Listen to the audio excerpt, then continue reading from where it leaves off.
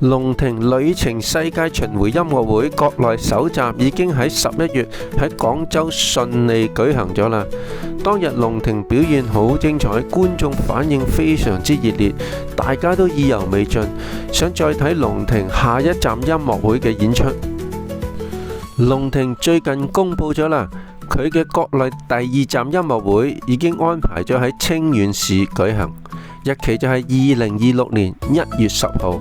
喺清新花園酒店花園廳舉行。至於購買音樂會門票嘅詳情，大家可以瀏覽 YouTube 龍庭網頁。觀眾可以購買門票自行前往清新花園酒店睇龍庭音樂會，亦都可以參加旅行社安排嘅旅行團。我就參加咗一個2日1夜嘅旅行團，睇完音樂會仲會入住呢間清新花園酒店，都幾好啊！我都有喺網上了解過呢間清新花園酒店，佢佔地面積好大嘅，係以生態園林為主題佈局。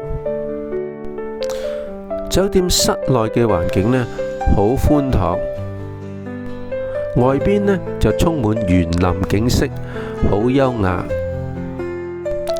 入夜後睇返酒店同埋泳池嘅景觀，好靚喎。重要嘅事情要講多幾次，龍庭清遠站音樂會將於2026年1月10號舉行。想睇呢場精彩預期音樂會嘅朋友，就要盡快作出安排啦。到時見！祝龍庭清遠站音樂會一切順利，演出成功，Good show！